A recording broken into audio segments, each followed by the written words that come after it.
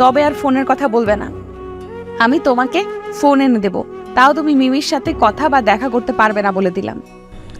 আমি কিছু বলতে যাব ঠিক তখনই আব্বু দরজায় টোকা দিয়ে বললেন, জিসান নিচে আয়, কথা আছে। মা নীলা তুইও আয়। অতঃপর দুজনে নিচে গেলাম। আব্বু সবাইকে উদ্দেশ্য করে বললেন, তোমরা সবাই আমার কথা মনোযোগ দিয়ে শোনো। তোমরা সবাই মোটামুটি অনেকেই জানো আমার ছেলে জিসান ও নীলা একে অপরকে ভালোবাসে। তাই আমি আর আমার স্ত্রী সিদ্ধান্ত নিয়েছি যে আগামী শুক্রবার ওদের 4 হাত এক করে দেব। তোমাদের সবাইকে আসতে হবে, কিন্তু আশা করি তোমরা সবাই বিয়েতে আসবে। আমি আব্বুর কথা শুনে থ মেরে দাঁড়িয়ে রইলাম। কিছু বলার মতো ভাষা হারিয়ে ফেললাম। এখন সবেমাত্র স্কুলে ভর্তি হয়েছি, এখনই কি বিয়ে করাটা ঠিক হবে? পরক্ষণে বাবার কথা ভাবলাম যে ওনার বয়স হয়েছে, বিজনেসের কাজে অনেক জায়গায় ঘুরে বেড়াতে হয়। পরে এত টেনশনের ফলে বাবার কিছু হয়ে গেলে আমি নিজেকে কোনো দিনও ক্ষমা করতে পারবো না। এমনিতেও তিনি অসুস্থ, হার্টের রোগী। তার চেয়ে ভালো এখন বিয়েটা করে নেই, পরে না হয় বিজনেসের পাশাপাশি পড়ালেখাটা চালিয়ে যাব। তাই আমি আর কোনো আপত্তি করলাম না, মাথা নিচু করে হ্যাঁ বলে দিয়েছি। পাশে তাকিয়ে দেখি ম্যাডাম নেই। সামনের দিকে তাকাতেই দেখি ম্যাডাম আম্মুর পা ছুঁয়ে সালাম করতেছে। আব্বু আম্মু তো খুব খুশি, কারণ তারা একটা দিনদার বউ পেতে চলেছে। একদিন কথায় কথায় আম্মুর মুখে শুনেছিলাম ম্যাডাম নাকি অনেক দিন মাদ্রাসাতেও পড়েছে, কয়েকবার খতমও দিয়েছিলেন। পরে নাকি আরবি ছেড়ে বাংলা পড়া শুরু করেছিলেন।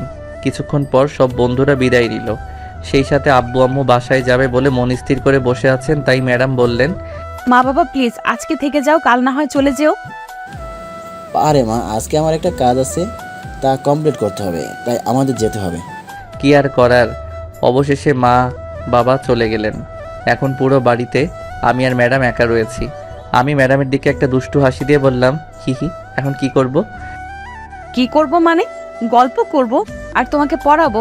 আগামীকাল স্কুল খোলা, জানো না বুঝি? আমি যা হোমওয়ার্ক দিচ্ছি তুমি তা না দেখে কমপ্লিট করো। হাই হাই, এটা তুমি কি বলছো? না দেখে আমার দ্বারা হোমওয়ার্ক করা সম্ভব না, এটা আমার দ্বারা হবে না। হবে না মানে? আমি আছি তো। তারপর ম্যাডাম আর আমি পড়ার টেবিলে বসলাম। ধীরে ধীরে সময় পার হতে লাগলো। কখন যে 10টা বাজে আর আমার পড়ালেখার অধ্যায় শেষ হবে তা আমি জানি না। ধীরে ধীরে 10টা বেজে গেল। এখন আমার পড়াশোনা শেষ। তারপর ডিনার করে নিলাম। খাবার টেবিল থেকে উঠে রান্নাঘরে গিয়ে আমি ম্যাডামকে পেছন থেকে জড়িয়ে ধরে কোলে তুলে নেই। ম্যাডাম এটার জন্য মোটেও প্রস্তুত ছিল না, তাই মাছের মতো লাফালাফি করছে আর বলছিল, ওই কুত্তা, কোলে নিলি কেন আমাকে? ছাড় ছাড় বলছি, না হলে। হেসে জবাব দিলাম, না হলে কি শুনি? কিছু না, ছাড় বলছি। এত সহজে তোমাকে ছাড়া যাবে না। ছেড়ে দেবারই যদি হতো তাহলে আর কোলে নিতাম না, বুঝলেন ম্যাডাম? ম্যাডাম আবারও লাফালাফি শুরু করলো, কিন্তু আমার শক্তির সাথে পেরে উঠলো না। শেষমেশ আমার সাথে পেরে উঠলেন না, তাই আমার গলা জড়িয়ে ধরলো আর আমার বুকে মুখ লুকালো। আমি ধীরে ধীরে সিঁড়ি বেয়ে ছাদে উঠে গেলাম। আশেপাশের প্রকৃতি দেখে মনে হচ্ছে যে কোনো সময় বৃষ্টি হতে পারে। আকাশের দিকে তাকিয়ে দেখি আকাশে কালো মেঘে ঢেকে গেছে, চারিদিকে নিস্তব্ধতা বিরাজ করছে, আর আমার মনের মধ্যে এক অন্যরকম ফিলিংস হচ্ছে। আমি ম্যাডামের দিকে তাকালাম। ম্যাডাম আবার লজ্জা পেয়ে আমার বুকে মুখ লুকিয়ে রইলেন। আগামী শুক্রবার আমার আর ম্যাডামের বিয়ে, অথচ অবাক করা বিষয় হলো আমি ম্যাডামের সম্পর্কে কিছুই জানি না। আমি জানি না কে তার মা বাবা, আর উনি কি এতদিন যাবৎ একলা এখানে এই বাড়িতে থেকেছেন। আমার ফ্যামিলির কাজ দেখে আমার মাথা গেল। প্রেম শুরু না হতে বিয়ের জন্য লাফালাফি আরম্ভ শুরু করলো। ওনারা কি এতই বোকা যে তার একমাত্র ছেলের সাথে ম্যাডামের বিয়ে দিচ্ছে, তার সম্পর্কে কিছু না জেনেই, যে তার বংশ পরিচয় কী আর ম্যাডাম দেখতে কেমন, ইত্যাদি ইত্যাদি। কিন্তু আমার আব্বু আম্মু ম্যাডামের সম্পর্কে কিছুই খোঁজ নিলেন না। এই প্রশ্নগুলো আমার মাথায় ঘুরপাক খাচ্ছে বারবার। এই প্রশ্নের জবাব শুধু একজনই দিতে পারবে, আর সে হলো আমার বোরখাওয়ালি ম্যাডাম। ম্যাডামকে আমি কোল থেকে নামিয়ে বসিয়ে দিলাম ছাদের দোলনার উপর। ম্যাডাম লজ্জায় কোনো কথা বলতে পারছে না, মাথা নিচু করে আছে। এটা দেখে আমি হেসে ফেললাম। আমার হাসি দেখে ম্যাডাম মাথা তুলে আমার দিকে তাকালো, আর আমি হাসতে হাসতে বললাম, এই যে ম্যাডাম, এত লজ্জা পেতে হবে না। আর কিছুদিন পর থেকে তো নিজেই কোলে উঠতে চাইবেন, তখন আর নামতে ইচ্ছে করবে না আপনার। জি না, আমার এমন কোনো ইচ্ছা নাই। তাই নাকি? তাহলে তো ভালোই হবে, আমাকে আর কোনো আটার বস্তাকে কোলে নিতে হবে না। ওই কিছু বললে? কই না তো। আচ্ছা, এখানে নিয়ে আসলি কেন? ভেবেছিলাম দুজনে জ্যোৎস্না বিলাস করব, কিন্তু ছাদে এসে দেখি আকাশে কালো মেঘ জমেছে, মনে হয় যে কোনো সময় ঝড় উঠতে পারে। তাহলে চলো নিচে যাই, অন্য কোনো দিন দুজনে বসে চাঁদ দেখবো। তারপর ম্যাডাম আর আমি উঠে পড়লাম নিচে যাবার জন্য, কিন্তু হঠাৎ একটা আকাশে বিদ্যুৎ চমকালো আর বাজ পড়ল। ম্যাডাম ভয়ে দৌড়ে এসে আমাকে জড়িয়ে ধরলেন। আমি বুঝলাম ম্যাডাম বাজ পড়লে ভয় পায়। চারদিকে ঝিরঝির বৃষ্টি শুরু হলো। হঠাৎ ম্যাডাম আমাকে ছেড়ে দৌড়ে পালিয়ে গেল। আমি হাঁ করে তাকিয়েছিলাম। সত্যি মেয়েদের মনে কখন কি চলে বুঝে ওঠা দেয়। হুট করে নিজে থেকে জড়িয়ে ধরে আবার নিজে পালিয়ে যায়। আমিও দেরি না করে ম্যাডামের পিছু পিছু ছুটলাম। ম্যাডাম নিচে ওনার রুমে গিয়ে দরজা বন্ধ করে দেয়। আমি দরজায় টোকা দিয়ে বলছি, এই যে ম্যাডাম, দরজাটা একটু খোলেন। না, খুলবো না। কেন? তুমি শুধু দুষ্টুমিই করো আমার সাথে, তাই। আপনার সাথে দুষ্টুমি করব না তো কার সাথে করব শুনি? কারো সাথে না, কিন্তু সব কিছু করার একটা নির্দিষ্ট সময় থাকে, বুঝেছো? জি বুঝেছি। এখন দরজাটা খুলবেন নাকি চলে যাব? কই যাবা? জানি না, দরজা খুলবে কিনা বলো। না। আচ্ছা তাহলে আমি যাই। পিছনে ফিরে হাঁটা শুরু করতেই ম্যাডাম দরজা খুলে আমার কলার ধরে টানতে টানতে রুমের মধ্যে নিয়ে গেলেন। আমি অবাক হয়ে বললাম, কি হলো, দরজা কেন খুললেন? এ কথা বলতেই ম্যাডাম আমাকে ধাক্কা দিয়ে সোফায় বসিয়ে দিলেন আর বললেন, কই যাচ্ছিলে শুনি? কই আবার, আমার বাসায়। কেন, এখানে থাকতে ভালো লাগছে না? লাগে, কিন্তু তুমি তো দরজা খুলছিলে না, তাই তো চলে যাচ্ছিলাম। আমাকে একা রেখে চলে যাচ্ছিলে কেন? জান না আমি একা থাকলে ভয় পাই? কই, আগে জানতাম না তো। এখন তো জানো। এখন থেকে সব সময় আমার সাথে সাথে থাকবে আর আমাকে তোমার বুকে আগলে রাখবে। যদি আমাকে ছেড়ে যাওয়ার চেষ্টা করো তাহলে ঠ্যাং ভেঙে দিব। হেসে হেসে বললাম, আচ্ছা। হঠাৎ পকেটে রাখা ফোনটা বেজে উঠল। আরে হ্যাঁ, আপনাদেরকে তো বলাই হয়নি, ম্যাডাম আমাকে নতুন ফোন গিফট করেছে। তাই আমি আর বেশি কিছু না ভেবে ফোনটা পকেট থেকে বের করলাম। তা দেখে ম্যাডাম বললেন, এত রাতে কে ফোন করেছে? হ্যাঁ, দেখি দেখি।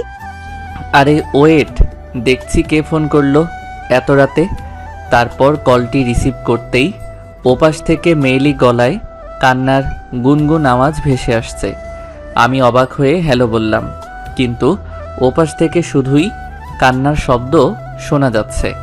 এবার আমি আরও বেশি অবাক হয়ে বললাম, হ্যালো, কে আপনি? কিন্তু হঠাৎ ফোনটা কেটে দিল। আশ্চর্য ব্যাপার, ফোন দেয় কথা বলে না। এরই মধ্যে ম্যাডাম বলে উঠলেন, কি হলো, কে ফোন করেছে? মনে হয় রং নম্বর ছিল। আচ্ছা, এখন ওসব বাদ দাও, তুমি বিছানায় বসো, আমি বই নিয়ে আসছি। হাই হাই, ম্যাডাম কি বলছে? এত রাতে বই কেন আনতে যাবে? তার মানে এখন আমাকে পড়তে বসতে হবে। না না, এখন আমি কিছুতেই পড়তে বসবো না। যে করেই হোক ম্যাডামকে বই আনা থেকে আটকাতে হবে, তা না হলে আমাকে আজ রাতে আর ঘুমাতে দিবে না। তাই আমি উঠে দাঁড়ায় বললাম, এত রাতে বই কি করবে? তুমি কি বই পড়তে পড়তে ঘুমাও নাকি? থুর, বুদ্ধ কোথাকার। আমি আমার পড়ার জন্য বই আনতে যাচ্ছি না, আমি তোমাকে পড়াবো বলে বই আনতে যাচ্ছি। কেউ এত রাতে পড়তে বসে নাকি? না, কিন্তু তুমি এই কয়েকদিনের পড়ায় পিছিয়ে রয়েছো, তাই তোমাকে সেইগুলো পড়া শেষ করতে হবে। আসলে আমার শরীরটা ভালো লাগছে না, মাথাটা প্রচণ্ড ব্যথা করছে, তাই আজকে না পড়লে হয় না? পড়ার সময় যত বাহানা, তাই না? কিন্তু কোনো লাভ নেই। যাও বিছানায় বসো, আমি বই আনছি। বিশ্বাস করো, আমার শরীরটা কেমন জানি করছে, মাথা ঘুরছে, চোখে ঝাপসা দেখতেছি। প্লিজ অন্য একদিন পড়বো। যতই বাহানা দাও কোনো কাজ হবে না। দাঁড়াও, মজা দেখাচ্ছি। ম্যাডাম রুম থেকে বেরিয়ে গেলেন। এখন না জানি কি উল্টাপাল্টা কাজ করে, আল্লাহ ভালো জানেন। মনে হয় পৃথিবীতে আমি এমন পুরুষ যাকে তার হবু বউ এত রাতে পড়াতে যাচ্ছে। ই আল্লাহ, উপর থেকে রশি ফেলাও, উঠাই লও মোড়ে, এই দজ্জাল মেয়ের হাত থেকে রক্ষা করো মোড়ে। কিছুক্ষণ পরেই ম্যাডাম এসে হাজির। শেষ রক্ষা আর হলো না। এখন পড়তে বসতেই হবে, না হলে কপালে শনি আছে। কারণ ওনার হাতে কাঠের স্কেল আছে, কখন না জানি মারে। তাই বিছানায় গিয়ে বসলাম। তারপর ম্যাডাম আমাকে গ্রামার বই ধরিয়ে দিয়ে বললেন, এখন কিছু প্যারাগ্রাফ আর গ্রামার নোট করে দিচ্ছি, তুমি বসে বসে মুখস্থ করো। আমি কিন্তু একটু পর ধরবো। এত পড়া একসাথে কিভাবে পড়বো? একটু কমিয়ে দেওয়া যায় না ম্যাডাম?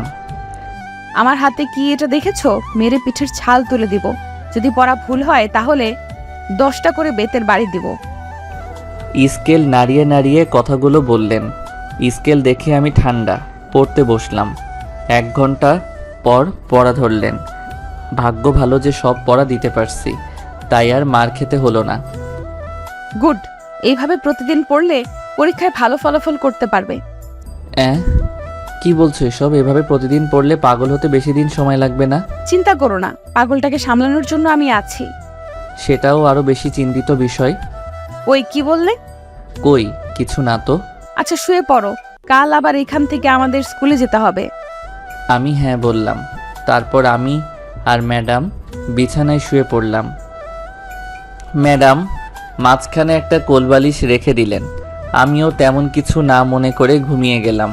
কাল ঘুম ভাঙতেই দেখতে পাই ম্যাডাম আমার পাশে নেই, পুরো ঘরটা অন্ধকার। তাই আমি বিছানা থেকে উঠে জানালা খুলে দিতেই সূর্যের সোনালি আলো ঘরে এসে পুরো ঘরটা আলোকিত করে তুলল। তারপর আমি উঠে ফ্রেশ হয়ে নিচে গেলাম। দেখি ম্যাডাম কিচেনে রান্না করছে। আজকে ম্যাডাম কি অন্যরকম লাগছে, কারণ একটা নেভি কালারের বোরকা পরেছে, তার সাথে সাদা কালারের নিকাবও পরেছি। দেখতে সেই রকম লাগছে। ইচ্ছে করছে পেছন থেকে গিয়ে জড়িয়ে ধরি। বেশ অনেকক্ষণ ওনার দিকে তাকিয়ে রয়েছি, আর ম্যাডাম ব্রেকফাস্ট বানাতে ব্যস্ত। তাই আমি চুপি চুপি গুটি গুটি পায়ে ম্যাডামের পিছনে গিয়ে দাঁড়ালাম। ম্যাডাম সেটা বুঝতেই পারিনি। আমি দেরি না করে পিছন থেকে জড়িয়ে ধরলাম। ম্যাডাম বেশ খানিকটা আঁতকে উঠল। উনি পিছনে তাকালে ওনার চোখ দেখে আমি স্পষ্ট বুঝতেই পারছি উনি বেশ রেগেই আছেন। আমি শুধু ওনার দিকে এক নজরে তাকিয়েছিলাম। হঠাৎ ম্যাডাম বললেন, ঘুম থেকে উঠে দুষ্টুমি শুরু করে দিলে? দুষ্টুমি করলে ক্ষতি কি? আমি তো আমার হবু বউয়ের সাথে দুষ্টুমি করতেছি, তাই না? হয়েছে, আর রোমান্টিকতা দেখাতে হবে না। যাও গিয়ে টেবিলে বসো, আমি ব্রেকফাস্ট রেডি করে আনছি। না, আমি এখানে এভাবেই থাকবো। মানে? আমি এভাবেই জড়িয়ে ধরে থাকবো, তুমি যা করার করো। এইভাবে তোমার আর আমার দুজনেরই লেট হবে স্কুলে যেতে। তাই বলছি কি, গিয়ে বসে পড়ো। আচ্ছা যাব, কিন্তু এক শর্তে। আবার কি শর্ত? প্রথমত আমাকে আমার গালে একটা চুমু দিতে হবে, আর আমাকে নিজের হাতে খাবার খাইয়ে দিতে হবে।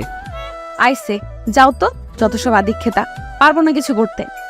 তাহলে আমি এভাবেই জড়িয়ে ধরে থাকবো যতক্ষণ না আমার শর্ত পূরণ হচ্ছে।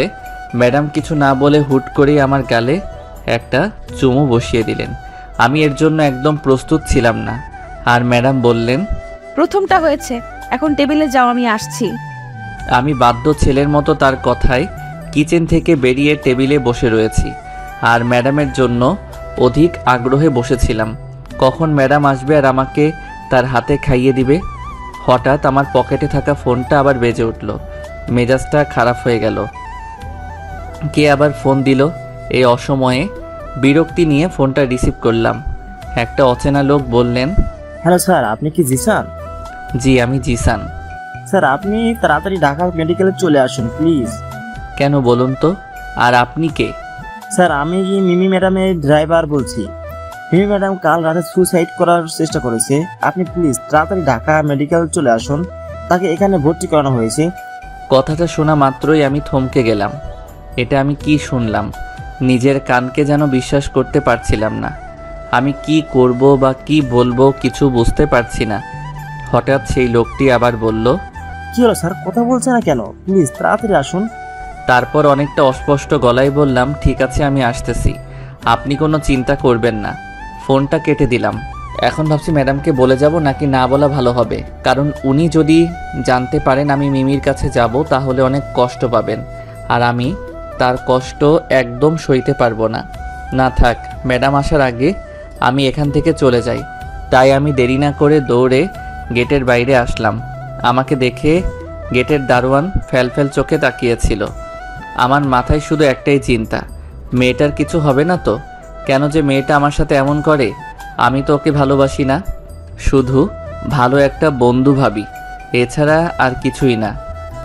হাঁটতে হাঁটতে একটা অটোরিকশা পেয়ে গেলাম। রিকশাতে উঠে বসলাম। উঠে বসতেই আবার ফোনটা বেজে উঠল। ফোনটা হাতে নিয়ে দেখলাম ম্যাডাম ফোন দিয়েছে। বুঝতে বাকি রইল না ম্যাডাম আমাকেই খুঁজছে। এখন যদি ফোনটা ধরি তাহলে ওনার কথা শুনতে বাধ্য হতে হবে, আর যদি ভুল ক্রমে কেঁদে ফেলে তাহলে আমি নিজেকে সামলাতে পারবো না, আর ওনাকে বোঝাতেই অনেক সময় লেগে যায়। তাই আর ইচ্ছে করে ফোনটা ধরলাম না, সাইলেন্ট করে পকেটে রেখে দিলাম। একটু পর ঢাকা মেডিকেলে পৌঁছে গেলাম। অটো থেকে নেমে ভাড়াটা দিয়েই দৌড়ে মেডিকেলের ভিতরে গেলাম। ভিতরে যেতেই মিমির ড্রাইভার আমার সামনে এসে বলে উঠল, স্যার আপনি এসেছেন, চলেন এদিকে চলেন। কোনো কথা না বলে লোকটার পিছন পিছন হাঁটা দিলাম। সিঁড়ি বেয়ে উপরে উঠলাম। আমার মনের মধ্যে ভয়টা নাড়া দিয়ে উঠল। মিমি এখন ভালো আছে তো, নাকি ওর কোনো কিছু হলো? না, আর কিছু ভাবতে পারছি না। সব কিছু কেমন যেন গুলিয়ে যেতে লাগলো। হাঁটতে হাঁটতে ড্রাইভার একটা রুমের সামনে এসে দাঁড়ালো আর বলল, ম্যাডাম আপনাকে ভিতরে যেতে বলেছিল। আমি কোনো কথা না বলে রুমের মধ্যে যেতেই দেখি মিমি আতশোয়া হয়ে বেডের মধ্যে বসে রয়েছে, আর একটা নার্স তাকে কিছু ওষুধ খাইয়ে দিচ্ছে। ভিতরে গিয়ে আমার ভয়টা কেটে গেল, এই ভেবে যে মিমি এখন সুস্থ আছে। আমি দরজার সামনে দাঁড়িয়ে মিমির দিকে একটা ঘৃণার নজরে তাকিয়ে আছি। তার প্রতি এখন আমার ঘৃণা জন্মাতে শুরু করলো। সে কেন এমন একটা কাজ করতে গেল? মিমির ওষুধ খাওয়া শেষ হতেই আমাকে দেখতে পেল আর বলল, এই তুমি বাইরে দাঁড়িয়ে আছো কেন? ভেতরে আসো। আমি চেহারায় বিরক্তিকর ছাপ নিয়ে ভিতরে গেলাম। মিমির চেহারায় খুশির ছাপ দেখা যাচ্ছে, মনে হয় পৃথিবীর সবথেকে বড় খুশি মানুষ। আমি ওর পাশে একটা চেয়ার টেনে নিয়ে বসলাম। মিমির হাতে ব্যান্ডেজ করা ছিল, তার মানে সে হাত কেটে সুইসাইড করতে চেয়েছিল। আমি বিরক্তি নিয়ে জিজ্ঞেস করলাম, কেন করলে এমনটা? জানো, কাল রাতে আব্বুকে ফোন দিয়ে তোমার কথা বলেছিলাম যে আমি তোমাকে ভালোবাসি আর তোমাকে বিয়ে করতে চাই, কিন্তু উনি তা মানেননি। উনি বলেছেন ওনার পছন্দ মতো ছেলের সাথে আমাকে বিয়ে দিবেন। এটা আমি কি করে হতে দেই বলো? অনেক কান্নাকাটি করেছি, তবুও মানেনি। তাই শেষবারের মতো কাল রাতে তোমাকে ফোন দিয়ে অনেক কেঁদেছিলাম, আর তারপর এই পথ বেছে নিই। সকালে চোখ খুলতেই দেখি আব্বু আমার পাশে বসে কাঁদছে। অতঃপর দেখি আমি হসপিটালের বেডে শুয়ে রয়েছে, আর তখনই আব্বু আমাকে কথা দিয়েছে আমার পছন্দের ছেলে মানে তোমার সাথে আমার বিয়ে দিবে। মিমির কথা শুনে কয়েক মিনিট চুপ করে রইলাম। ঠাস করে একটা চর বসিয়ে দিলাম মিমির গালে। মিমি গাল ধরে বসে রয়েছে, কাঁদো কাঁদো ভাব। আমি নিজের রাগকে কোনো রকম কন্ট্রোল করে বললাম, তুমি কি পাগল? যা মন চায় তাই করবে। যদি কোনো একটা অঘটন হয়ে যেত তখন আমি কত বড় একটা বিপদের সম্মুখীন হতাম, সেটা কি তুমি বুঝতে পারছো? যখন তোমার বাবা জানতে পারতো আমার জন্য তোমার এই অঘটন ঘটেছে, তখন কি তোমার বাবা আমাকে আস্ত রাখতেন? আর ভালোবাসো তাই না? তুমি কি ভেবেছো তুমি সুইসাইড করলে আমি তোমাকে ভালোবাসবো, তোমাকে বিয়ে করব? এটা তোমার ভুল ধারণা। আমি তোমাকে কোনোদিনও ভালোবাসতে পারবো না। আর বিয়ে করার কথা তো ভুলেই যাও, কারণ আমার বিয়ে অন্য একজনের সাথে ঠিক হয়ে রয়েছে। তার সাথে আমার বিয়ে হবে। ভবিষ্যতে যদি আবারও এরকম করার চেষ্টা করো তো খারাপ হবে, বলে দিলাম। মনের ভিতর যত রাগ ছিল তা আজ সব বের করে দিলাম। মনে মনে ভেবেও নিয়েছি আর কোনো দিন মিমির সামনে আসবো না। যদি ওর থেকে দূরে থাকি তাহলে ধীরে ধীরে আমাকে ভুলে যাবে। বয়স কম, আবেগটা বেশি। আমি সামনে থাকলে এই আবেগটা আরও বেড়ে যাবে, আর এটা দুজনের জন্য বিপদ ডেকে আনতে পারে। তাই ঠিক করে রেখেছি মিমির সামনে আর কোনো দিন আসবো না। হঠাৎ খেয়াল করে দেখি মিমির চোখ খেয়ে লাল হয়েছে, চোখ দিয়ে অঝোর ধারায় বন্যার মতো পানি ঝরে পড়ছে। ও আমার দিকে এক নজরে তাকিয়ে কাঁদছে। তারপর তার হাত দিয়ে তার চোখের পানি মুছে আমাকে বলল, আমি তোমাকে সত্যিই ভালোবাসি, আর তোমাকে না পেলে আমি মরে যাব বলে দিলাম। দেখো মিমি, জোর করে ভালোবাসা আদায় করা যায় না। আর ভালোবাসা কোনো খেলনা না যে চাইলেই পেয়ে যাবে। ভালোবাসা হয় দুটি মনের মিলনে। সেখানে আমি তোমাকে না অন্য কাউকে ভালোবাসি। আর তোমার ভালোবাসা একতরফা। তোমার এই ইচ্ছা কোনোদিন পূরণ হবে না, কারণ তোমার প্রতি আমার কোনো ফিলিংস নেই।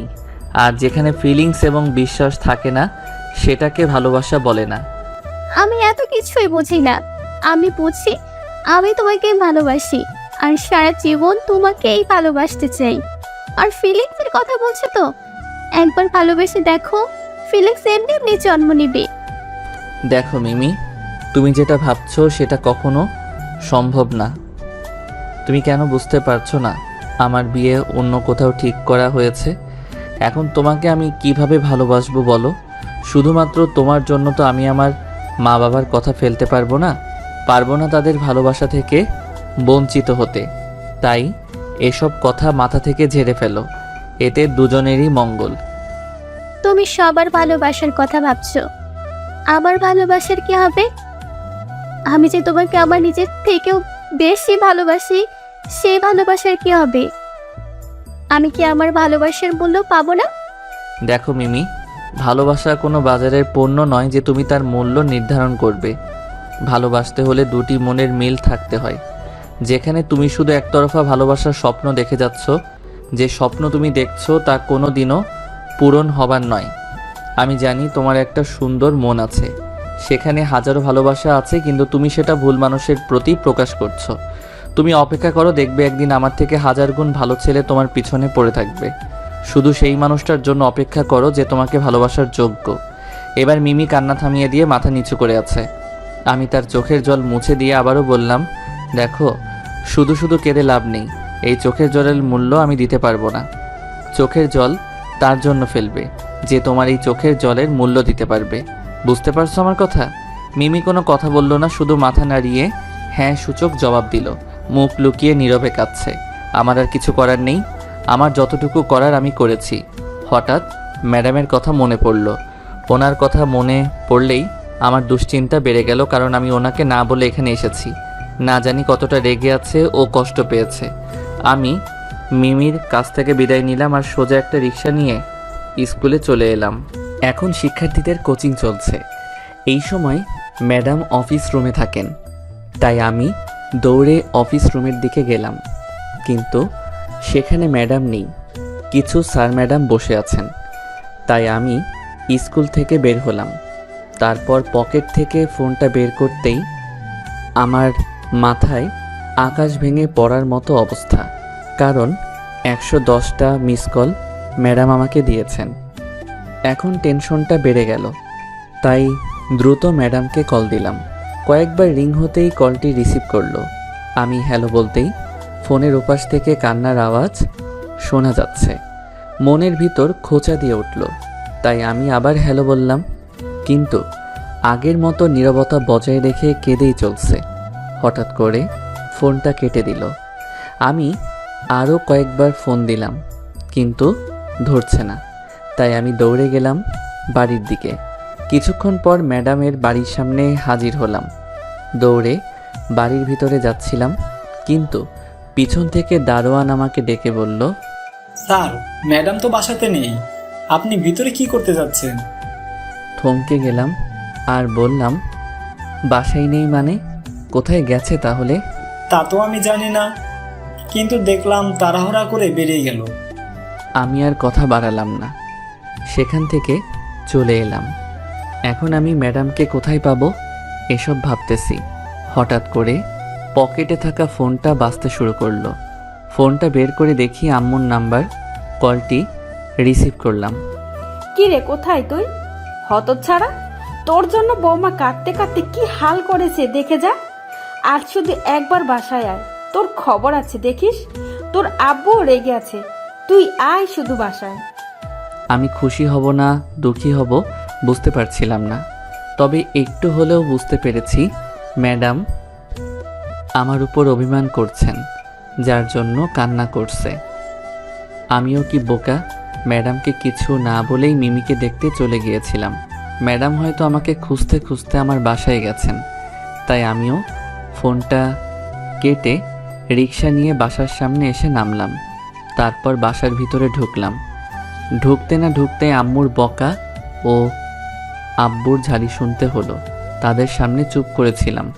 তার মধ্যে আম্মু বলল, উপরে যা, বৌমা তোর রুমে বসে আছে। আমি মাথা নাড়ালাম।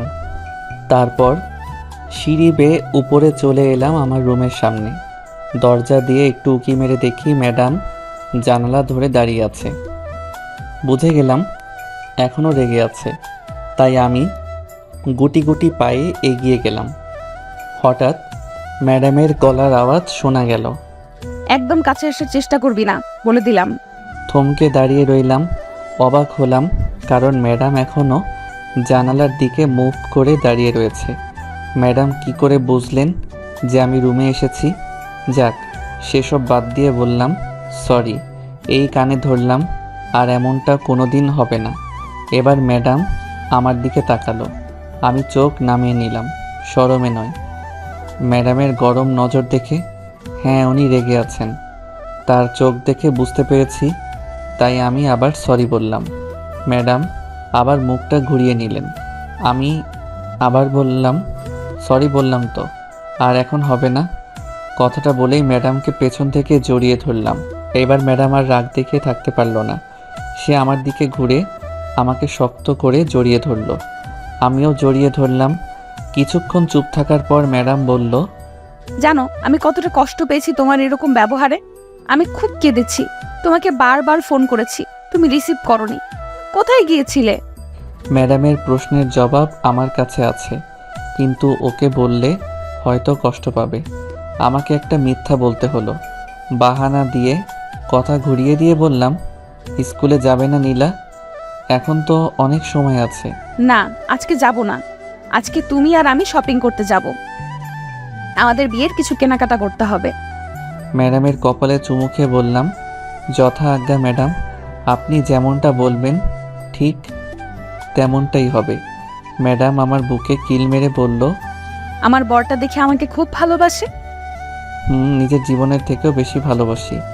আমাকে তো এখনো দেখোইনি, তাতেই আমাকে এত ভালোবাসো। আমাকে দেখার পর তোমার ভালোবাসা কমে যাবে না তো আবার? আমি তোমাকে ভালোবাসি, তোমার দেহকে নয়। আমি তোমার গুণকে ভালোবাসি, তোমার রূপকে নয়। আমি এমনই একজন জীবনসঙ্গী চেয়েছিলাম যে হবে ইমানদার, আর তুমি সেই জীবনসঙ্গী যাকে আমি স্বপ্ন দেখে হাজারো গল্প লিখি। এটা হলো আমাকে ভালোবাসার উপহার। ফিক করে হেসে বললাম, পাগলি একটা। ম্যাডাম আমার বুকে কিল ঘুষি দিয়ে মুখ লুকিয়ে বলল, তোমারই তো পাগলি। ম্যাডাম আমাকে জড়িয়ে ধরে রয়েছেন। আমিও তাকে পরম আবেশে জড়িয়ে ধরলাম বুকের মাঝে। হয়েছে হয়েছে, ছাড়ো। অনেক ভালোবাসা দেখিয়েছো, এখন ছাড়ো, শপিং এ যেতে হবে। আমি একটা হাসি দিয়ে বললাম, ওকে চলো। তারপর আমি আর ম্যাডাম শপিং করতে চলে এলাম। অনেক কিছু কেনাকাটা করলাম। ম্যাডাম আমার জন্য পছন্দ করে কয়েকটা শার্ট ও প্যান্ট কিনে দিলেন। আমিও তাকে 2টি বোরখা ও একটা নীল শাড়ি কিনে দিয়েছি। তারপর শপিং করা শেষ হলে ম্যাডাম তার বাসাতে পৌঁছে দিয়ে এসে আমি আমার বাসাতে এসে রাতের খাবার খেয়ে ম্যাডামের সাথে ফোনে কথা বলতে বলতে হারিয়ে গেলাম ঘুমের দেশে। সকালে ঘুম থেকে উঠে ফ্রেশ হয়ে পড়তে বসলাম, কারণ হোমওয়ার্ক বাকি আছে। আজ স্কুল শুরু হবে 11টা 30-এ। এখনও অনেক সময় আছে। 10 পর্যন্ত পড়লাম। হঠাৎ নিচ থেকে আম্মুর গলার আওয়াজ শোনা গেল। জিসান, জিসান, তোরা তাড়াতাড়ি নিচে আয় তো। আসছি আম্মু। তারপর বই খাতা গুছিয়ে নিচে নেমে এলাম। নিচে এসে দেখি মিমি ও তার বাবা দাঁড়িয়ে আছে। মিমির দিকে তাকিয়ে দেখি ওর মুখে খুশির ছাপ। ওর এই খুশি কেন জানি না আমার সুবিধার মনে হলো না। আমি ওনাদের সামনে এসে দাঁড়িয়ে পড়লাম। হঠাৎ আমার আব্বু আমাকে বলে উঠলেন, ওনার মেয়ের সাথে তোর বিয়ের কথা বলতে এসেছে। কথাটা শোনা মাত্র আমার পায়ের তল থেকে মাটি সরে গেল। মিমির উপর আমার ঘৃণাটা আরও বেড়ে গেল। কালকে এত করে বুঝালাম, তবুও বুঝলো না। মিমি দেখে আমার দিকে এক নজরে হাসি মাখা মুখ নিয়ে তাকিয়ে আছে। আমি বিরক্তিকর ভাব নিয়ে বললাম, এসব কি বলছো আব্বু? আমার বিয়ে তো ঠিক করাই আছে। আমি তো ওনাকে বললাম, কিন্তু উনি বললো তুই নাকি ওনার মেয়েকে ভালোবাসিস। হেসে হেসে জবাব দিলাম, আমি ওনার মেয়েকে ভালোবাসি। এটা কে বলল তোমাকে? আব্বু কিছু বলতে যাবে, ঠিক তখনই মিমির আব্বু আমার সামনে চলে আসে আর বলে, বাবা জিসান, আমার মেয়ে তোমাকে অনেক ভালোবাসে। ও যদি তোমাকে না পায় তাহলে ও আর বাঁচবে না। আমি একজন বাবা হয়ে বলছি, তুমি আমার এই প্রস্তাবে রাজি হয়ে যাও। এবার আমার মাথা পুরোটাই গরম হয়ে গেল। এরা বাবা আর মেয়ে মনে হয় পাগল। এদের দুজনের মাথায় মনে হয় কোনো প্রবলেম আছে। কিন্তু আমি এখন ভাবছি কি করে এদের এখান থেকে বের করে দেওয়া যায়। তারপর আমার মাথায় একটা বুদ্ধি এলো। আমি বললাম, ওকে আঙ্কেল, আপনি যেমনটা বলবেন ঠিক তেমনটাই হবে। আমি আপনার মেয়েকে বিয়ে করতে রাজি। আমার এই কথা শুনে আব্বু আম্মু অবাক হয়ে আমার দিকে তাকিয়ে রইলেন। এদিকে মিমি ও তার বাবা মুখে হাসি ফুটে উঠল। মিমির বাবা আমাকে কিছু বলতে ধরলেন, তখনই আমি তাকে কিছু না বলতে দিয়ে আমি বললাম, দেখুন আঙ্কেল, আমি মিমিকে বিয়ে করব ঠিকই, কিন্তু তাকে কোনো দিন বউয়ের মর্যাদা দিব না। এমনকি মিমি থাকাকালীন আমি আমার ভালোবাসার মানুষকে বিয়ে করে আনবো। আমি আমার ভালোবাসার মানুষকে পৃথিবীর সব সুখ এনে দিব, কিন্তু মিমিকে কিছুই দিব না। সে সারা জীবন আমার রক্ষিতা হয়েই থাকবে। এখন যদি আপনি রাজি থাকেন তাহলে বলুন, এই শুক্রবারই মিমিকে বিয়ে করে নেব, কারণ শুভ কাজে দেরি করতে নেই। আমার কথা শুনে মিমি ও তার বাবার মুখের হাসিটা নিমিষেই মুছে গেল। আমি ধীর পায়ে মিমির সামনে গিয়ে বললাম, দেখো মিমি, আমি তোমাকে আগেও বলেছি আর এখনও বলছি, আমি শুধু তোমাকে একজন ভালো বন্ধু ভাবি, এর থেকে বেশি কিছু না। তুমি ভালো করেই জানো আমি তোমাকে না অন্য কাউকে ভালোবাসি। তবুও জেদ ধরে আছো কেন? জোর করে ভালোবাসা হয় না। তুমি যতই যা খুশি করো না কেন, তুমি আমাকে কোনো দিনও পাবে না, কারণ ভালোবাসা একবারই হয়, দ্বিতীয়বার নয়। আশা করি তুমি আমার কথা বুঝতে পেরেছ। মিমি কিছু বলছে না, শুধু মাথা নিচু করে চোখের জল ফেলছে।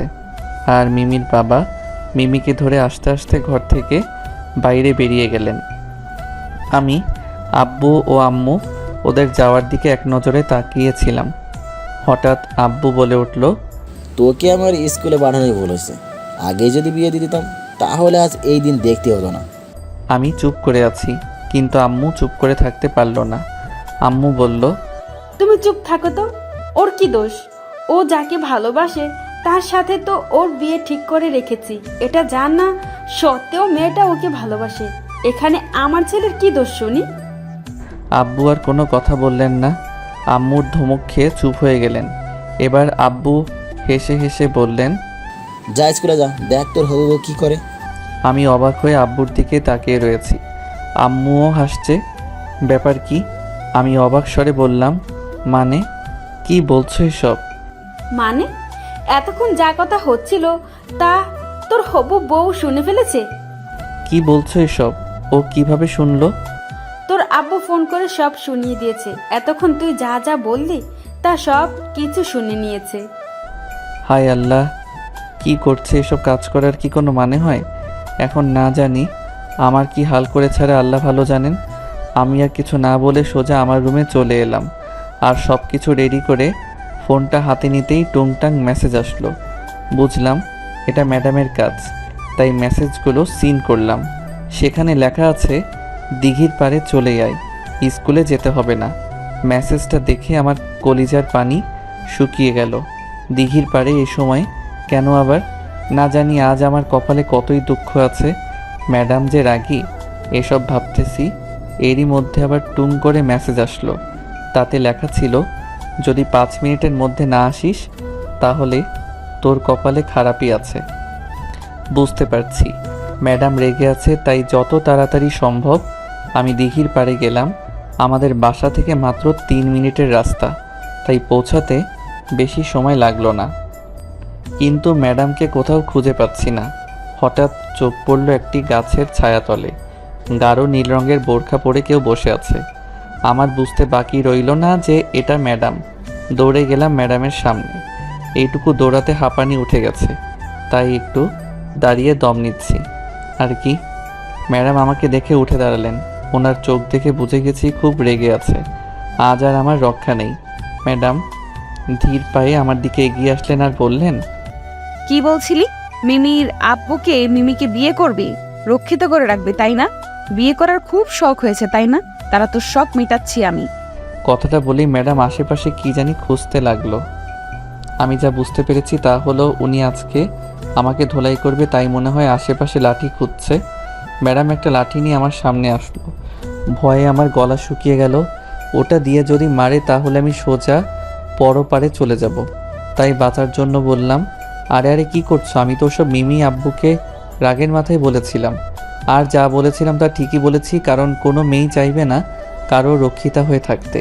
সেই জন্য তো তারা কিছু না বলেই চলে গিয়েছিল। তা না হলে মিমি যেভাবে আমার পিছনে লেগেছিল তাতে মনে হয় আমাকে বিয়ে না করে ছাড়তো না।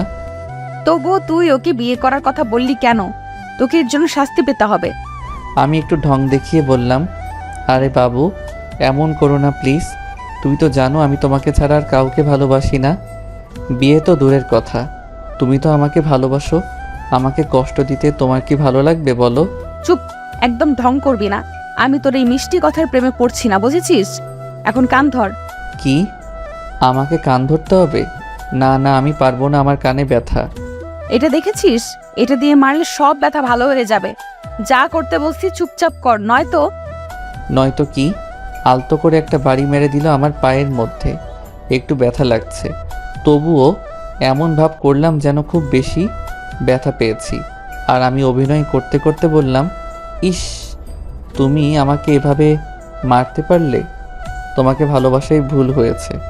তোমাকে না ভালোবেসে যদি মিমিকে বাসতাম তাহলে এমন মার খেতে হতো না, আর আদর একটু বেশিই পেতাম। কি বললি কুত্তা? দাঁড়া, তোর আদর খাওয়ার শখ মিটাইতেছি। বলেই লাঠি দিয়ে আরো 2-3টে মারলো। এবার একটু জোরেই মেরেছে। মনে হয় কথাটা বলে ভুল করেছি, কারণ ম্যাডাম আরও রেগে গেছেন। তবে এবার ওনার রাগ ভাঙাতে পারবো না, তাই এইটা বুদ্ধি করলাম। চোখে অনেকটা রাগ ভাব দেখাচ্ছি আমি, সেটা ম্যাডামের নজর এড়ায়নি। এবার আমি ইচ্ছে করে পেছনে মুখ করে চলে আসতে ধরলাম, আর চোখে তাকিয়ে দেখি ম্যাডাম আমার দিকে আসতেছে, তাই আমি হাঁটার স্পিড বাড়িয়ে দিলাম। হঠাৎ করে ম্যাডাম পেছন থেকে আমার হাত টেনে ধরলেন। আমি তার দিকে তাকালাম। এই সময় দিঘির পাড়ে কোনো মানুষ নেই, তাই ম্যাডাম এই সময় মিস করলেন না।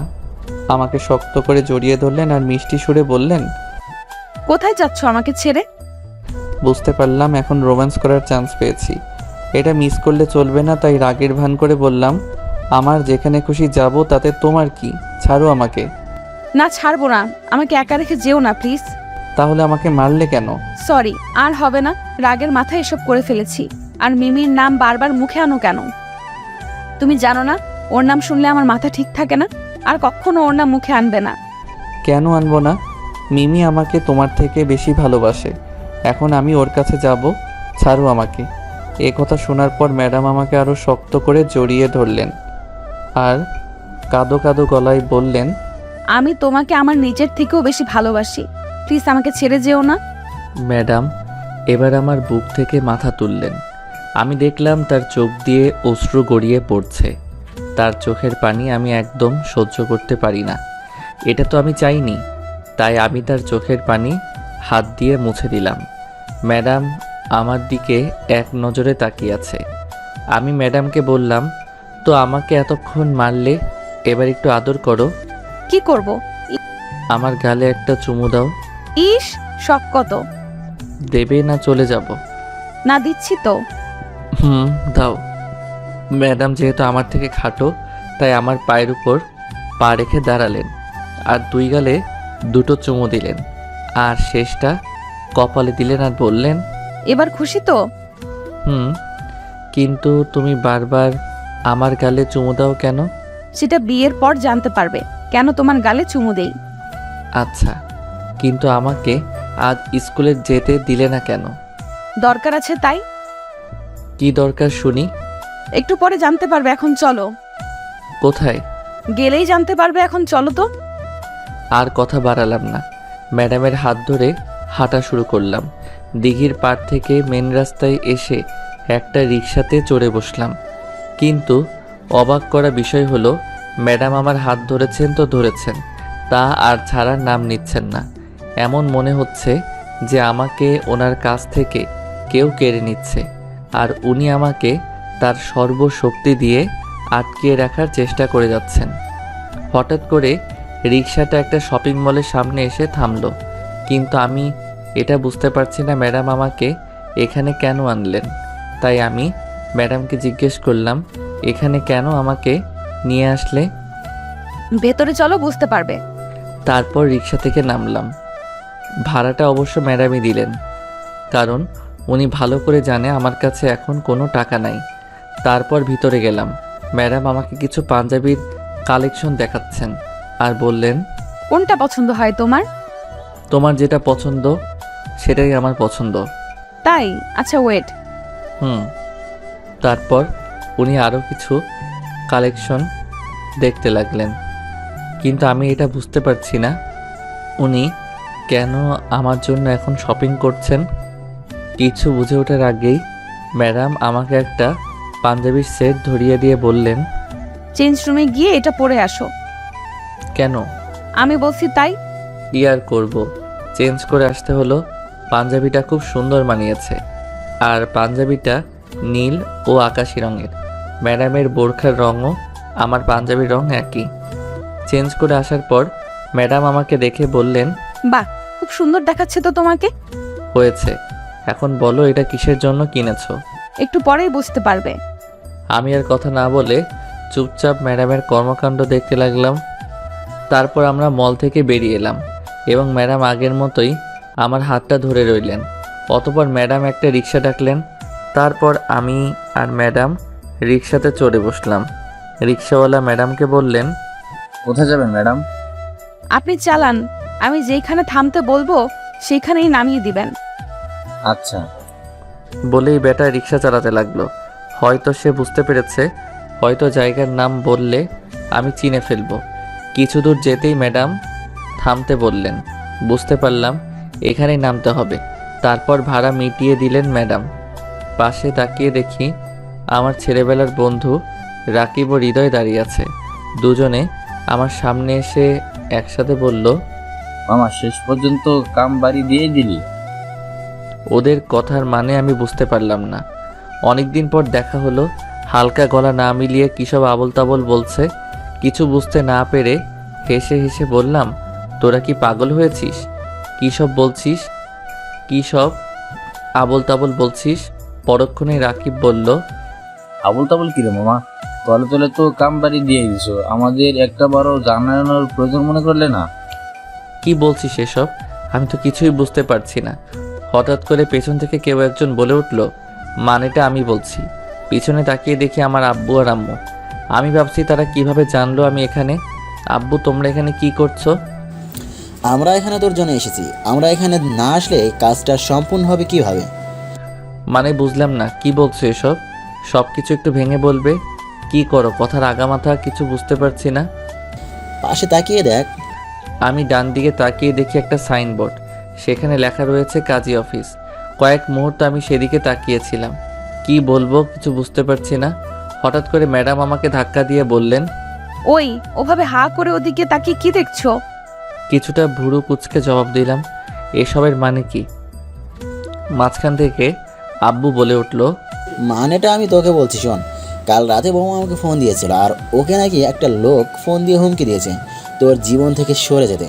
লোকটা আরও বলেছে যদি নীলার সাথে তোর বিয়ে হয় তাহলে নাকি নীলাকে মেরে ফেলবে। আমি তো ভয় পেয়ে যাই আর বৌমার কাছ থেকে নাম্বারটা নিয়ে ফোন দেই, কিন্তু বন্ধ ছিল। কিন্তু হঠাৎ করে সকালে মিমির আব্বু এলো তোর আর মিমির বিয়ের কথাবার্তা বলতে। তখন আমি মিমির আব্বুকে অনেক বোঝানোর চেষ্টা করেছিলাম, কিন্তু তিনি আমাকে টাকার লোভ দেখায়। আমি নিষেধ করলে উনি জানিয়ে দিলেন যে কাল রাতে শুধু নীলাকে মারার হুমকি দিয়েছে শুধু। এখন তাহলে কাজটা করেই দেখাতে হয়। তখন তুই নিচে আসিস, আর তারপর কি হলো তা তো তুই জানিস। আমি মিমির আব্বুর নামে থানায় ফাইল করেছি। পুলিশ আমাকে কথা দিয়েছে যে ওনারা দ্বারা আমাদের কোনো ক্ষতি হবে না। তবুও নীলামার মন মানছে না ও চায় না তোকে ছাড়া আর এক মুহূর্ত থাকতে। তা জানি মিমির বাবা কখন কি করে বসে, একবার বিয়েটা হয়ে গেলে তখন আর কিছু করার থাকবে না। এজন্যই আমাদের এখানে আসা। আর এখনই তোর ম্যাডামের বিয়ে, আমরা আগে থেকে সব কিছু রেডি করে রেখেছি। এখন নাকি কাজটা তোর দ্বারাই সম্ভব হবে। আব্বুর কথাগুলো মন দিয়ে শুনছিলাম। এত কিছু হয়ে গেল কিন্তু তারা আমাকে একটিবারও কিছু জানানোর কথা মনে করলেন না। আমি ম্যাডামের দিকে এক নজরে তাকিয়ে আছি। আমার চোখে রাগ না অভিমান আমি কিছুই বুঝতে পারছি না। ওনার জায়গায় অন্য কোনো মেয়ে থাকলে হয়তো আমাকে এই কথাগুলো জানাতো, কিন্তু ম্যাডাম আমাকে এই বিষয়ে জানাননি। কিন্তু উনি তার কিছুই করেননি, উল্টো কাজ করেছেন। আমার আব্বুকে বলে বিয়ের ডেটটা আরও এগিয়ে নিল। বুঝি না এই মেয়েদের মাথায় কখন কি চলে। প্রথমে বিয়ের কথা বললে শরম পায়, কিন্তু ঘরে গিয়ে দরজা লাগিয়ে নাচানাচি করে। আমি তো টেলিভিশনে দেখেছিলাম মেয়েরা লুঙ্গি পরে লুঙ্গি ড্যান্স দেয়, এটাই মেয়ে জাতির স্বভাব। যাকগে, কিন্তু এখন আমি কি করব? দাঁড়িয়ে দাঁড়িয়ে এসব ভাবছিলাম। হঠাৎ করে সাদা রঙের একটা কার এসে আমাদের সামনে দাঁড়ালো। আমি গাড়ির দিকে হাঁ করে তাকিয়ে আছি, কারণ গাড়ি থেকে যারা নামলো তারা হলো আমার খালামণি ও তার বর। আব্বু ওনাদের দেখে ওনাদের কাছে গিয়ে শুভেচ্ছা বিনিময় করে নিল। তারপর আম্মুও গেল। এবার খালামণি ও তার বর আমার সামনে এসে দাঁড়ালেন। ছোটবেলা থেকেই আমি ওনাদের অনেক সম্মান করি, তাই ওনাদের সালাম করলাম। তারপর খালামণি বললেন, দেখতে দেখতে আমাদের জিসান কত বড় হয়ে গেল, তাই না ভাই সাহেব? যেমনি বড় হয়েছে তেমনি পাকা হয়েছে। দেখছেন না কেমনি ডুবে ডুবে প্রেম করছিল এতদিন। আমি আব্বুর কথা শুনে কিছুটা লজ্জাবোধ করলেও এতে আমার কিছু যায় আসে না, কারণ আমার আব্বু আম্মু আত্মীয়দের সাথে বন্ধুসুলভ আচরণ করে। তারপর ম্যাডাম খালামণিদের সালাম করলো, কিন্তু অবাক করা বিষয় হলো তারা ম্যাডামকে একটিবারও দেখতে চাইলেন না। এতে আমি কিছু মনে করিনি, হয়তো আব্বু আম্মু ওনাদের আগে থেকেই বলে রেখেছে। অতঃপর আমরা সবাই কাজী অফিসের ভিতরে গেলাম। এখন আমার কিছু করার নেই। ধুর, কেন যে প্রেমটা করতে গেলাম। এখন আর আফসোস করে লাভ নেই, যা হবার তা তো হয়ে গেছে। এখনই বিয়ে করতেই হবে, না হলে রক্ষে নেই। এমনিতেই 2 দিন বাদে বিয়েটা করতেই হতো, এখন করলে সমস্যা কি? আমি আর ম্যাডাম একসাথে দাঁড়িয়ে আছি, আমি ওনার চোখের দিকে তাকিয়ে আছি। এখন শুধু আমার মনে ওনাকে দেখার ইচ্ছে জাগছে। একটু ম্যাডাম সাথে চোখাচোখি হতেই ম্যাডাম আমাকে চোখ মেরে দিলেন। হঠাৎ করে এমন করাতে আমি চোখ নামিয়ে নেই, কোনো শরম নেই। বিয়ে না হতেই চোখ মেরে দিলেন, না জানি বিয়ের পর কি করবেন। শেষে কাজী সাহেব এলেন, আমাদের বিয়েটা সম্পন্ন হলো। বাসায় ফিরতে ফিরতে প্রায় দুপুর হয়ে এলো। খালামণিও আমাদের সাথে আসলেন, কিন্তু আমি এখনও এই ভাবনায় আছি যে আমাদের তো বিয়েটা হয়ে গেল, কিন্তু ম্যাডামের পরিবারকে তো দেখলাম না শ্বশুর শাশুড়ি মাকে। কি যেন একটা রহস্য কাজ করছে ম্যাডামের মাঝে। এসব 7-5 ভাবছিলাম। বাসায় ছোটোখাটো একটা খাবার আয়োজন করা হয়েছে, যেখানে কিছু আত্মীয়দের দাওয়াত করা হয়েছে। একটু পর আব্বু আমার পাশে এসে বসলো আর বলল, কি রে, এখানে একা একা বসে কি ভাবছিস? আমিও আর চুপ থাকতে পারলাম না, তাই আব্বুকে আমার মনের কথাগুলো বললাম। আচ্ছা আব্বু, তোমরা আজ পর্যন্ত ম্যাডামকে দেখতে চাইলে না, আমাদের হাসি খুশি মেনে নিলে, আবার বিয়েও দিয়ে দিলে, অথচ ওর পরিবারের একটা সদস্যকেও দেখালাম না। এটা কি করে সম্ভব? তোমরা কি আগে থেকেই ম্যাডামকে চিনতে? বলো না আব্বু, প্লিজ সব কিছু সত্যি করে বলো। আব্বু আমার কথা শুনে বেশ কিছুক্ষণ চুপ করে রইলেন, তারপর বললেন, আগে খাওয়া দাওয়াটা সেরে নিবি চল, তারপর সব কিছু বলবো। আমি আর ওনার মুখের উপর কথা বলতে পারলাম না, তাই আমরা গেলাম খাবার টেবিলের কাছে। গিয়ে দেখি সবাই বসে পড়েছে, অথচ ম্যাডাম নেই। আর আমার বন্ধুরা তো আছে খাওয়ার ধান্দায়, আর আমাকে দেখে হাসছে, কারণ ওরা এখনও ব্যাচেলার আর আমার জীবন শুরু হওয়ার আগে শেষ হয়ে গেছে। তারপর আমি আর আব্বু একসাথে খাবার খেলাম। শুধু দেখলাম আম্মু কিছু খাবার তার ঘরেই নিয়ে গেল, মনে হয় ম্যাডামের জন্য। তারপর অনাত্মীয় স্বজনদের বিদায় দিতে রাত হয়ে গেল, শুধু খালামণিরা রয়ে গেলেন। ওনারা নাকি থাকবেন, কিন্তু ওনাদের সাথে অহনাকে দেখলাম না। পাগলিটা গেল কোথায়? আগে সবসময় আমাকে গালাগাল দিত, ঝগড়া হতো। স্কুলে ভর্তি হবার পর তার সাথে কথা হয়েছিল, তারপর আর হয়নি। আমার বিয়ের কথা মনে হয় শুনেনি, শুনলেও বা কি, আমি শুনেছি ও নাকি চাকরি সূত্রে অন্য কোথাও থাকে। সেই যে ছোটবেলায় তাকে দেখেছি আর দেখিনি, শুধু মাঝে মধ্যে ফোনে কথা হতো। এসব চিন্তা মাথা থেকে ঝেড়ে ফেললাম। এখন বন্ধুদের সাথে ছাদে বসে আড্ডা দিচ্ছি। কিছুক্ষণ পরে চলে যাবে ওরা, জানি না আবার কবে দেখা হবে। আড্ডা দিতে দিতে 11টা বেজে গেছে, বন্ধুরাও বিদায় নিয়েছে। এখন আমি একাই ছাদে দাঁড়িয়ে আছি। হঠাৎ আব্বু এসে আমাকে বললেন, কি রে, এখানে দাঁড়িয়ে দাঁড়িয়ে কি ভাবতেছিস? যা ঘরে যা, বৌমা একা রুমে। আমার আবার সেই প্রশ্নগুলোর কথা মনে পড়ে গেল। তাই আমি আব্বুকে হেসে হেসে বললাম, আমি কিন্তু এখনও আমার প্রশ্নের উত্তর পেলাম না। আব্বুও হেসে হেসে বললেন, ও এই কথা, যা রুমে যা, তোর সব প্রশ্নের উত্তর জবাব পেয়ে যাবি। তাই আমি ছাদ থেকে নিচে নামছিলাম। হঠাৎ আমার ফোনে একটা কল এলো। ফোনটা বের করে দেখি একটা অচেনা নাম্বার, তাই ফোনটা রিসিভ করে একটা সালাম দিলাম, কিন্তু কোনো জবাব পেলাম না। আবার বললাম, কে আপনি? এবার শোনা গেল একটা চাপা কান্নার আওয়াজ। হ্যাঁ, কেউ কাঁদছে। আমি অবাক হয়ে বললাম, কে আপনি? কাঁদছেন কেন? এবার ওপাশ থেকে বলল, আমি তোমাকে নিজের থেকেও বেশি ভালোবেসেছিলাম, আর তুমি তার এই প্রতিদান দিলে। এখন আমি কি বলবো তাকে? তার কান্না শুনে সত্যি নিজেকে অপরাধী মনে হচ্ছে। মনে হচ্ছে আমি তার ভালোবাসা নিয়ে সত্যি খেলা করেছি, কিন্তু সেটা সত্যি নয়। আমি তো শুধু একজন ভালো বন্ধু হয়ে তার সাথে কথা বলতাম। এরই মধ্যে সে আবার বলল, আমি তোমাকে নিজের থেকে বেশি ভালোবাসি, তাই আমি চাই তুমি সব সময় সুখে থাকো। তুমি ভালো থাকলেই আমি ভালো থাকবো। তোমার ভালো থাকার মাঝে আমি আবার ভালোবাসা খুঁজে নেব। আমাকে ক্ষমা করে দিও মিমি। ভালো থেকো, আল্লাহ হাফেজ। এই বলে ফোনটা কেটে দিল সে। একটা দীর্ঘশ্বাস ফেলে নিচে নামলাম। 12টা বেজে গেছে। আজ মনে হয় ম্যাডাম আমার 12টা বাজিয়ে ছাড়বে। তাই বাসর ঘরের দরজার সামনে এসে দাঁড়িয়ে পড়লাম।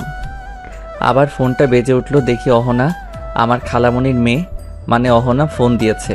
খুব খুশি হলাম পাগলিটার ফোন পেয়ে। আমি ভাবিনি ও এমন সময় ফোন দিবে। মনে হয় আমার বিয়ের খবর পেয়ে গেছে। তাই দেরি না করে দরজার সামনে দাঁড়িয়ে কলটি রিসিভ করলাম। সাথে সাথে সে ওয়াশ থেকে রাগী কণ্ঠে বলল, কি রে কুত্তা, কার সাথে এত রাস্তে কথা বলছিলি? কখন থেকে ফোন দিতেছি, শুধু বিজি দেখায়। ও বুঝেছি, নতুন বউ পেয়ে আমাকে ভুলে গেছিস, তাই না? ধুর পাগলি, এমন কিছু না, এটা অনেক বড় কাহিনী। তোমাকে পরে বলবো। আমার বিয়েতে খালামণি এলো, তুই এলি না কেন? জানিস তোকে কত মিস করছিলাম। এত মিস করতেছিস তো আমাকে বিয়ে করলেই পারতি, তাহলে সব সময় তোর চোখের সামনে থাকতাম, কখনো চোখের আড়াল হতাম না। ইস, শখ কত আইসে আমাকে বিয়ে করতে। তোর মতো পাগলিকে কে বিয়ে করবে? আমাকে কি পাগল পাইছিস নাকি? যা বাসর কর গিয়ে, আর বিড়ালটা একটু সাবধানে মারিস। বাসর ঘরে বিড়াল আসবে কোথা থেকে? ভেতরে যা, বুঝে যাবি। আচ্ছা, কিন্তু তুই কখন আসবি? মনে কর আমি তোর পাশেই আছি। মানে কি বলছিস তুই? আমি কিছু বুঝতে পারছি না। কিছু না, যা ভেতরে যা, অনেক রাত হয়েছে, বাসর কর গে। যা। ফোনটা কেটে দিল। কি বললো কিছু বুঝতে পারলাম না। আচ্ছা তাহলে ভিতরে যাই, তা না হলে আমার 12টা থেকে 24টা বাজিয়ে দেবে নীলা। তাই সব কিছু ভুলে এক বালতি সাহস বুকে নিয়ে ঘরের দরজা খুলে হাসি মুখে ভিতরে ঢুকলাম। ভিতরে ঢুকে অবাক হই, কারণ আমার বউ নীলা একটা বোরকা পরে বিছানার এক কোণে বসে আছে। হাতে ও পায়ে মোজাও সুন্দর করে হিজাবি করেছে। আমি তো দেখে মুগ্ধ হয়ে গেলাম। আমাকে দেখে সে উঠে এসে আমার পা ছুঁয়ে সালাম করলো। আমি বোকার মতো তার দিকে তাকিয়ে আছি। আমার এরকম করে তাকিয়ে থাকা দেখে আমার বউ নীলা বলল, এই যে আপনি এভাবে কি দেখছেন? দেখছি আমার বোরকাওয়ালি বউটাকে। যতবারই দেখছি ততবারই প্রেমে পড়ে যাচ্ছি। তাই আমাকে এত ভালোবাসো? জি হ্যাঁ ম্যাডাম, কিন্তু আমার একটু কষ্ট হচ্ছে। কেন, কি হয়েছে আপনার? আমি তার হাত দুটো ধরে আমার কাছে টেনে নিলাম। সে লজ্জায় তার চোখ নিচে নামিয়ে ফেলল। আমি তাকে হালকা করে জড়িয়ে ধরাই। সে বলল, এই যে কি করছেন শুনি? আমার বউটাকে দেখতে ইচ্ছে করছে। তা মুখে বললেই তো পারতেন, তা না করে দুষ্টুমি করছেন কেন? আচ্ছা তাহলে এবার তোমাকে দেখাও। আমি আর তোমাকে না দেখে থাকতে পারছি না। আপনার তো হাত আছে, নিজেই নিকাবটা খুলে দেখে নিন। এটা বলেই ও হেসে দিল। আমি ওর হাসি শুনে ক্রাশ খেলাম আর তার পিছনে গিয়ে নিকাবটা খুলে দিলাম আর দেরি না করে সামনে গেলাম নীলার। ভয়ে আমার কলিজা থেকে প্রাণ যায় যায় অবস্থা হলো। কম করে হলেও 3 থেকে 4 পা পিছিয়ে গেলাম। অবাক হয়ে তার দিকে তাকিয়ে আছি। ভাবতেও পারিনি এত বড় একটা শক খাবো। আর মুখ দিয়ে হঠাৎ করে বেরিয়ে এলো, অহনা তুই? হ্যাঁ, আমার সামনে দাঁড়িয়ে আছে আমার খালাতো বোন অহনা। এটা দেখে আমি কথা বলার ভাষাই হারিয়ে ফেললাম। আমার অবাক দৃষ্টিতে তাকিয়ে থাকতে দেখে অহনা দুষ্টু হাসি দিয়ে বলল, এই যে এভাবে কি দেখছেন? এভাবে আমাকে পছন্দ হয়নি নাকি ভাবতে পারেননি আমি হব? তুই এখানে কি করে আসলি? আর আমার বউ নীলা কোথায়? তুই ওর পোশাক পরে আছিস কেন? ওই মুখ সামলে, আমি তোর স্ত্রী নীলা। কি বলছিস এসব? তোর নাম তো অহনা। ধুর গাধা, আমার পুরো নাম তো অহনা জাহান নীলা। ওর কথা শুনে আমি চুপ করে গেলাম। তার মানে আমি এতদিন যার সাথে প্রেম করছি সে আর কেউ নয়, সে আমারই খালাতো বোন অহনা। আমি অবাক হয়ে বললাম, তার মানে তুই এতদিন আমার সাথে ম্যাডাম সেজে প্রেম করেছিস? এই তুই কি বলছিস এসব? আমি অভিনয় করব কেন? আমি তোকে সত্যিই ভালোবাসি, তাই তো তোকে পাবার জন্য এত কিছু করলাম। কিন্তু কবে থেকে ভালোবাসিস? আচ্ছা তাহলে শোন, মনে পড়ে ছোটবেলায় তুই আমি পুতুল খেলার ছলে বড় বউ সেজেছিলাম আর তুই আমার গালে একটা কিস করেছিলি? সেদিন থেকে আমি মনে মনে ঠিক করেছি তোকেই বিয়ে করব, আর কাউকে নয়। আমি ছোটবেলা থেকেই এই দিনটার জন্য অপেক্ষা করছিলাম। আমার ভার্সিটির জীবনের শেষ দিনে তোকে আমার মনের কথা বলতে চাইছিলাম, কিন্তু পরে শুনলাম তুই নাকি আবার পড়ালেখা শুরু করেছিস। এটা শুনে আমার আশাটা ভেঙে গেল, তবুও আমি হাল ছাড়িনি। তুই ভালো করেই জানিস তোর আপু আমাকে তার মেয়ের মতোই দেখে, তাই আমি তাকে একদিন দাওয়াত দিয়ে আমাদের বাড়িতে আনাই। তারপর আমার মনের সব কথা আঙ্কেলকে বলি। আমার তোর প্রতি এত ভালোবাসা দেখে আঙ্কেল আমার মা বাবার সাথে আমাদের বিয়ের কথা পাকা করে। কিন্তু আমার ইচ্ছে ছিল তোর সাথে প্রেম করে বিয়ে করব, তাই আমি তোর স্কুলে চাকরি নেই, বেশ কিছু ঘুষ দিতে হয়েছে। আমি আগে থেকেই জানতাম তুই বোরকাওয়ালি মেয়েদের বেশি লাইক করতি, তাই নিজের গেট আপ চেঞ্জ করেছি। নামাজে প্রতি রাতে তোকে পাওয়ার জন্য আল্লাহর কাছে দোয়া করেছি। আল্লাহ আমার মনের ইচ্ছা পূরণ করেছে। আজ আমার আর কিচ্ছু চাওয়ার নেই। এখন বুঝলি তো আমি তোকে কত ভালোবাসি, গাধা। আমি অহনার কথা শুনে ওর মুখের দিকে এক নজরে তাকিয়ে আছি। পাগলিটা সত্যিই আমাকে খুব ভালোবাসে। ছোট ছেলে না বুঝে ওর গালে চুমু দিয়েছিলাম, সেখান থেকে সে কোনো না কোনোভাবে আজ পর্যন্ত আমার গালে চুমু দিয়েছে। আগে যদি জানতাম ও আমাকে এত ভালোবাসে তাহলে ওর থেকে এতদিন দূরে সরে থাকতাম না। হঠাৎ ওর কথায় আমার ধ্যান ভাঙলো। কিরে, কি ভাবছিস? আমি ধীর পায়ে অহনার দিকে এগোচ্ছিলাম আর একটা দুষ্টু হাসি দিয়ে ওকে কাছে টেনে এনে বললাম, খুব ভালোবাসিস আমাকে তাই না? হুম, আর আমাকে ছাড়া কাউকে কল্পনা করতে পারবি না, বুঝলি? হুম, তাই নাকি? বলে ওকে আমি কোলে তুলে নিলাম। আরও লজ্জায় আমার বুকে মুখ লুকিয়ে বলছে, এই যে কি করছেন শুনি, খুব দুষ্টু হয়ে গেছেন দেখছি। তাই তো, আপনি আমাকে এতদিন ধরে ভালোবাসেন আর আমি আপনাকে একটু ভালোবাসা দেইনি। আমি খুব পচা তাই না? আজ আমি আপনাকে অনেক ভালোবাসা দিব। অহনা আমার বুকে কিল মেরে বলল, এই যা দুষ্টু, তুমি না বেশি পাজি হয়ে গেছো। তারপর নীলাকে বিছানায় শুয়ে দিলাম আর ওর গোলাপি ঠোঁটে ঠোঁট ডুবিয়ে দিলাম। ও হারিয়ে গেলাম ভালোবাসার গহীন সাগরে। হাই বন্ধুরা, গল্পটা কেমন লাগলো অবশ্যই কমেন্ট করে জানাবেন। আর যারা এখনও চ্যানেলটিকে সাবস্ক্রাইব করেনি তারা অবশ্যই চ্যানেলটি সাবস্ক্রাইব করে রাখুন। তবে আর ফোনের কথা বলবে না। আমি তোমাকে ফোন এনে দেব, তাও তুমি মিমির সাথে কথা বা দেখা করতে পারবে না বলে দিলাম। আমি কিছু বলতে যাব ঠিক তখনই আব্বু দরজায় টোকা দিয়ে বললেন, জিসান নিচে আয়, কথা আছে। মা নীলা তুইও আয়। অতঃপর দুজনে নিচে গেলাম। আব্বু সবাইকে উদ্দেশ্য করে বললেন, তোমরা সবাই আমার কথা মনোযোগ দিয়ে শোনো। তোমরা সবাই মোটামুটি অনেকেই জানো আমার ছেলে জিসান ও নীলা একে অপরকে ভালোবাসে, তাই আমি আর আমার স্ত্রী সিদ্ধান্ত নিয়েছি যে আগামী শুক্রবার ওদের 4 হাত এক করে দিব। তোমাদের সবাইকে আসতে হবে, কিন্তু আশা করি তোমরা সবাই বিয়েতে আসবে। আমি আব্বুর কথা শুনে থ মেরে দাঁড়িয়ে রইলাম। কিছু বলার মতো ভাষা হারিয়ে ফেললাম। এখন সবেমাত্র স্কুলে ভর্তি হয়েছি, এখনই কি বিয়ে করাটা ঠিক হবে? পরক্ষণে বাবার কথা ভাবলাম যে ওনার বয়স হয়েছে, বিজনেসের কাজে অনেক জায়গায় ঘুরে বেড়াতে হয়। পরে এত টেনশনের ফলে বাবার কিছু হয়ে গেলে আমি নিজেকে কোনো দিনও ক্ষমা করতে পারবো না। এমনিতেও তিনি অসুস্থ, হার্টের রোগী। তার চেয়ে ভালো এখন বিয়েটা করে নেই, পরে না হয় বিজনেসের পাশাপাশি পড়ালেখাটা চালিয়ে যাব। তাই আমি আর কোনো আপত্তি করলাম না, মাথা নিচু করে হ্যাঁ বলে দিয়েছি।